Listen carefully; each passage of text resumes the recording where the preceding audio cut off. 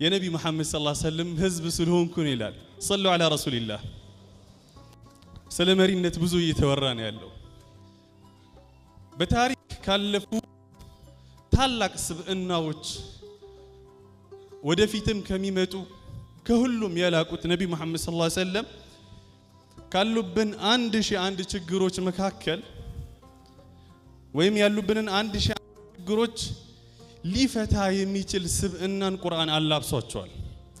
ባይዘው አሁን ላወራው የፈለኩትን ነገር ከዚህ ጉዳይ ጋር በተያያዘ ቁርአን ምን ይላል የሚለውን በተወሰነ መልኩ ለማየት ሞክሬ 1800 በላይ አንቀጾች ከዚህ ጉዳይ ጋር በተያያዘ በቀጥታና በተዘዋዋሪ ጉዳዩን ነክተውታል። 1800 በላይ አንቀጾች ሱብሃንአላህ የቁርአን 20% አካባቢ ማለት ቁርአን 6000 አካባቢ አንቀጾች ናቸው ያሉት። ምንድነው አትሉ? ጉዳዩን ግን ሳየው ልክ ቡሰይሪ እንዳለው ومن شدة الظهور الخفاء አንድ ነገር በጣም ግልጥ ከማለቱ የተነሳ ይሸሸጋል። እጄን እንዲቀርብ ባረጋው አይታየኝ። ጉዳዩ ሒዋር ዲስከሽን ሹራ ነው። ይህን ጉዳይ ደግሞ በሰፊው በደንብ አጽንዖት ሰጥተው ካነሱ የቁርአን ምዕራፎች መካከል ሱረቱል ካህፍ አንደኛዋ ናት።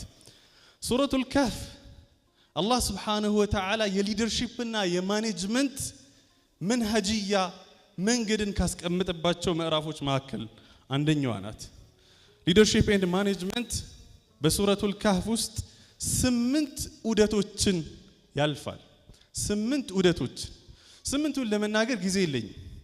የነዚህ ሁላ ቁንጮ የሆነውን አንዱን ጉዳይ ብቻ አነሳለሁ። አላ ወህወ አልሒዋር ዲስከሽን ሐሳብን በጥልቀት ኢፌክቲቭ ኢፊሽንት በሆነ መንገድ መለዋወጥ።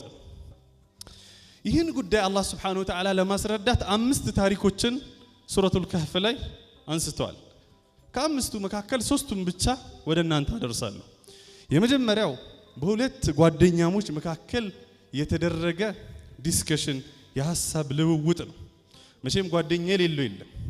በጣም በሚገርማችሁ ሁኔታ ግን አንደኛው ሙስሊም ሲሆን ሌላኛው ደግሞ ኮርቶ አላህን የካደ ሰው ነው። ምን አለ? انا اكثر منك مالا واعز نفرا እኔ ካንተ በልጅም በዘርም በገንዘብም እበልጣ። እንዲሁም ይሰውዬ ያታክልት ስፍራዎች ብዙ ጭፍራዎች ብዙ ሀብቶች የነበሩት ودخل جنته وهو ظالم لنفسه قال ما اظن ان تبيد هذه ابدا وما اظن الساعه قائمه ولئن رددت الى ربي لاجدن خيرا منها منقلبا.